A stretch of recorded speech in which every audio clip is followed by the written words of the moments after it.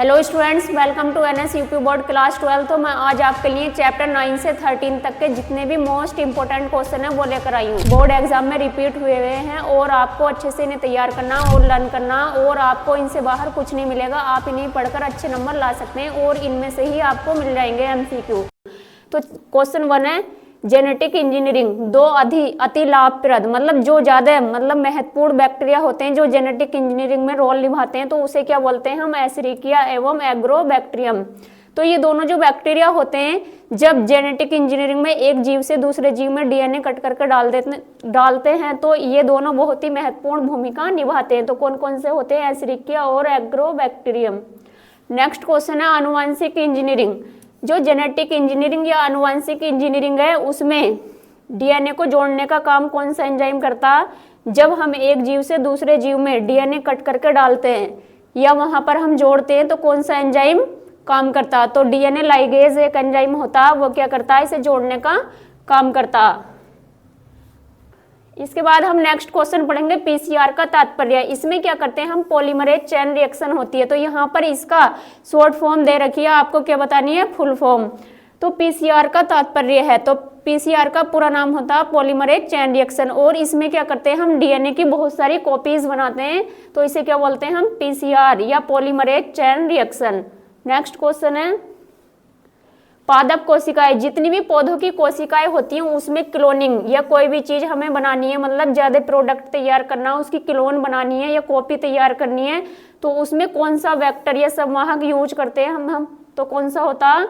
TI plasmid, जो पादप कोशिकाओं में एक क्लोन बनाने का काम करता। फिर इसके बाद में नेक्स्ट क्वेश्चन पढ़ेंगे, जीनी अभियांत्रिकी से प्राप्त होता। जीनी अभियांत्रिकी में हम क्या करते हैं? ज्यादा मात्रा में प्रोडक्ट या उत्पाद बनाते हैं। तो हमें कौन सा प्रोडक्ट तैयार करना होता है? यहाँ पर सुनहरा चावल या गोल्डन राइस के भी नाम से जानते हैं। तो ये वाला हमें प्रोडक्ट या उत्पाद तैयार करते हैं हम इसके द्वारा। एक एंजाइम होता, एक बीमारी, उसका क्या नाम होता है? एडीए, इसका पूरा नाम है। मतलब एक एंजाइम होता है, जब प्रतिरक्षा तंत्र कमजोर हो जाता तो एडीए एंजाइम के इंजेक्शन दिए जाते हैं और इस कमी को दूर किया जाता। तो जिसकी एससीआईडी रोगियों में न्यूनता होती है, मतलब ये जो एंजाइम होता है इसका पूरा नाम क्या होता है? Adenosine deaminase. इसके बाद नेक्स्ट क्वेश्चन है, बीटी। बीटी का पूरा नाम होता है बैसिलस थुरिंजिएंसिस। तो इसमें कपास जो होती है, बीटी फसलें होती हैं जितनी भी, जैसे कि कपास है, बीटी टमाटर है, बीटी मक्का है, बीटी राइस मतलब चावल होता, तो उसमें कीटनाशक जितनी भी दवाइयाँ लगाई जाती हैं तो एक प्रकार का होता। तो इसमें क्या होता है? एक प्रोटीन होता है जितनी भी कपास होती है उसमें। तो कौन सा ऑप्शन सही होगा? प्रोटीन वाला। नेक्स्ट क्वेश्चन है, बीटी फसलें। जितनी भी बीटी फसलें होती हैं उनका उत्पादन में निम्नलिखित में से कौन सा भाग लेता? अथवा जैव प्रौद्योगिकी में बीटी क्या है? मतलब जब हम बीटी, एक बैक्टीरिया होता, कहाँ मिलता?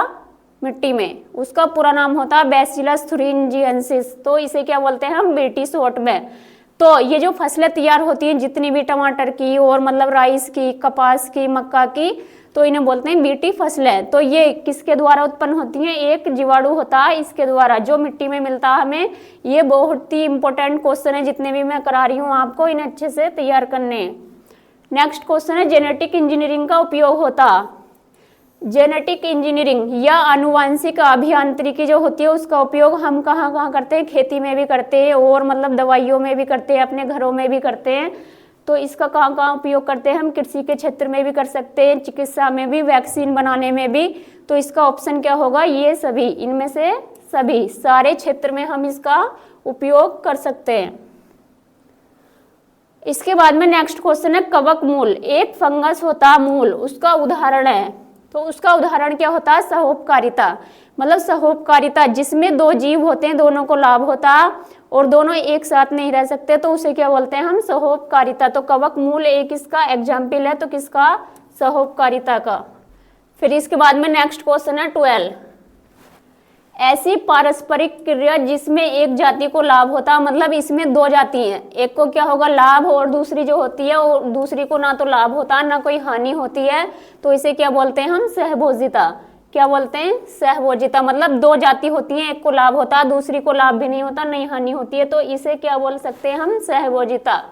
पारिस्थितिकी, जिसमें जितने भी जीव जंतु होते हैं, पेड़ पौधे होते हैं, वो एक दूसरे से संबंध बनाकर रखते हैं। तो एक वैज्ञानिक, मतलब इनमें से पूछा गया कि कौन इससे संबंधित है, मतलब भारतीय वैज्ञानिक हैं, पारिस्थितिकी तंत्र से संबंधित भारतीय वैज्ञानिक हैं। तो कौन से हैं? आर मिश्रा। नेक्स्ट क्वेश्चन है लाइकेंस। लाइकेंस में कवक तंतु पोषण प्राप्त करता। लाइकेंस जो होती है उसकी जड़ों में जो होता, मतलब एक शैवाल होता, वो उसकी जड़ों में मिलता और वहां से क्या करता रहता? अपना पोषण प्राप्त करता रहता। तो लाइकेंस में कवक तंतु पोषण प्राप्त करते हैं शैवाल से। इसके बाद नेक्स्ट क्वेश्चन है जीव तथा उसके वातावरण के पारस्परिक संबंधों का अध्ययन। मतलब जितने भी जीव जंतु होते हैं, पेड़ पौधे होते हैं, उनका संबंध एक दूसरे से मतलब बनाए रखते हैं, तो उसे क्या बोलते हैं हम? पारिस्थितिकी। क्या बोलेंगे? पारिस्थितिकी। जितने भी जीव जंतु या वातावरण के पारस्परिक, मतलब जो जीव जंतु पेड़ पौधे वहां पर रह रहे हैं, एक दूसरे से संबंध बनाकर रखते हैं, तो उसे क्या बोलते हैं हम? पारिस्थितिकी। नेक्स्ट क्वेश्चन है तालाब के। एक तालाब है, उसमें बहुत सारे जीव जंतु रहते हैं।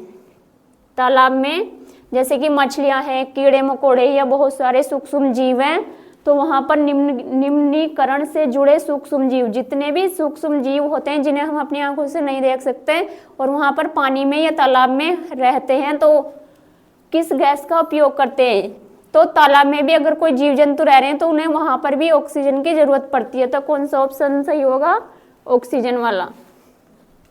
इसके बाद में नेक्स्ट क्वेश्चन है पारिस्थितिकी तंत्र में निरंतर आवश्यकता होती है। जितने भी पारिस्थितिकी तंत्र होते हैं उसमें सभी को ऊर्जा की जरूरत होती है, और मतलब जीवित रहने के लिए अगर ऊर्जा नहीं मिलेगी तो काम कैसे करेंगे? तो ऊर्जा कहाँ से मिलती है? भोजन से। तो सबसे ज्यादा मतलब पारिस्थितिकी तंत्र में आवश्यकता होती है ऊर्जा की। फिर इसके बाद में नेक्स्ट क्वेश्चन है एक खाद्य जाल में निम्नलिखित में से सर्वाधिक संख्या किसकी होती है?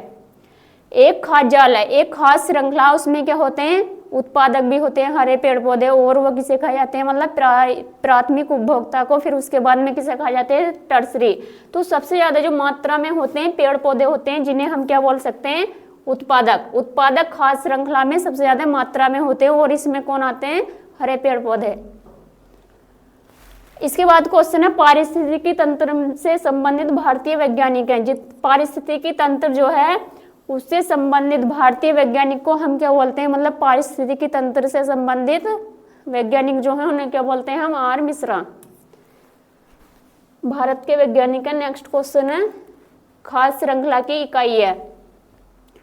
खाद्य श्रृंखला जो होती है उसकी आधारभूत इकाई क्या होती है? उत्पादक, या मतलब जितने भी हरे पेड़ पौधे होते हैं, जो एक खास श्रृंखला होती है, जो एक जीव दूसरे जीव को मतलब मारकर या खाकर अपना भोजन बनाते रहते हैं, तो इस चक्कर को हम क्या बोलते हैं? खास श्रृंखला।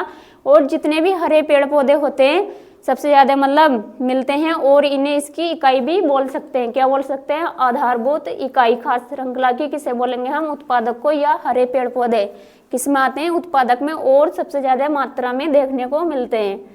नेक्स्ट क्वेश्चन है पारितंत्र में ऊर्जा का प्रवाह होता।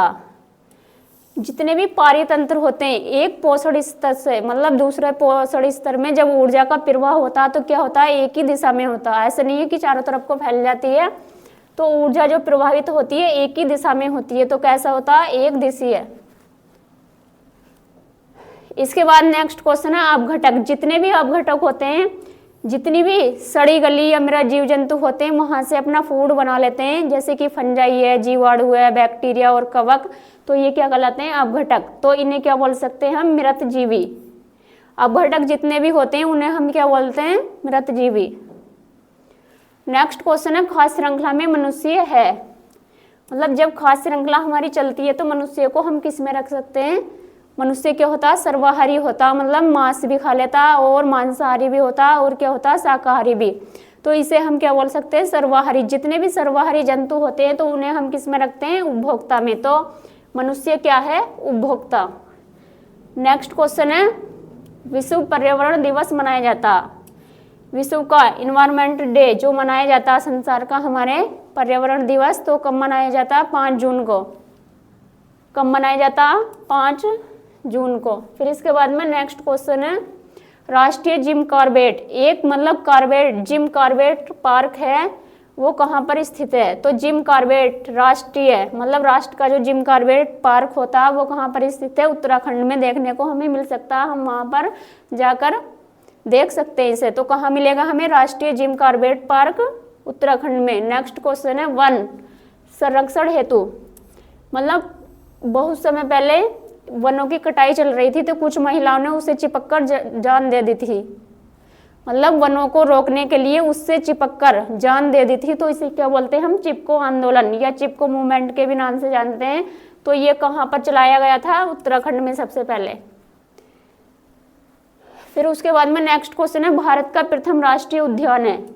भारत का सबसे पहला राष्ट्रीय उद्यान मतलब जो राष्ट्रीय उद्यान है जिसे हम बोलते हैं तो कौन सा है? कॉर्बेट राष्ट्रीय उद्यान भारत का सबसे पहला राष्ट्रीय उद्यान है। नेक्स्ट क्वेश्चन है कान्हा राष्ट्रीय उद्यान स्थित है। कान्हा राष्ट्रीय उद्यान जो है वो कहाँ पर देखने को मिलता है? हम वहाँ पर जाकर हम देख सकते हैं। तो उसे वो कहाँ मिलेगा हमें देखने को? मध्य प्रदेश में। फिर इसके बाद हम नेक्स्ट क्वेश्चन पढ़ेंगे राष्ट्रीय वन जीवन मतलब राष्ट्र का वन जीवन जो अधिनियम पारित किया गया था सरकार ने, तो वो 1972 में सबसे पहले लागू किया था। मतलब जितने भी जीव जंतु होते हैं उनका मतलब उनका संरक्षण कैसे किया जाता, तो एक राष्ट्रीय वन जीवन अधिनियम पारित किया, जिसे कब किया था? सन 1972 में या 1972 में। फिर इसके बाद में नेक्स्ट क्वेश्चन है उत्तर प्रदेश का राज्य पक्षी है। यूपी जो है या उत्तर प्रदेश उसका राज्य पक्षी कौन होता है? सारस। सारस को हम क्या बोलते हैं? भारत का राज्य पक्षी। फिर इसके बाद में नेक्स्ट क्वेश्चन है काजीरंगा राष्ट्रीय उद्यान भारत के किस राज्य में स्थित है? काजीरंगा जो एक राष्ट्रीय उद्यान है वो कहाँ स्थित होता है? असम में। कहाँ स्थित है? असम में। दुधवा राष्ट्रीय उद्यान स्थित है। दुधवा राष्ट्रीय उद्यान तो ये जो है हमारे जो उत्तर प्रदेश है यूपी जो है उसमें देखने को मिलता है, तो इसे क्या बोलते हैं? दुधवा राष्ट्रीय उद्यान। और ये कहाँ मिलता है? उत्तर प्रदेश में। नेक्स्ट क्वेश्चन है जैव विविधता बायोडाइवर्सिटी तो होती है मतलब जितने भी जीव जंतु होते हैं उनमें विभिन्न प्रकार के पेड़ पौधों की अलग अलग वैरायटी देखने को मिलती है, उसमें जो विविधता होती है तो उसे क्या बोलते हैं हम? जैव विविधता। ये दिवस कब मनाया जाता है? 22 मई को। तो ये जो MCQ मैंने आपको कराई इन्हें आपको अच्छे से तैयार करना और आपको इसी में से मिल जाएंगे। ओके।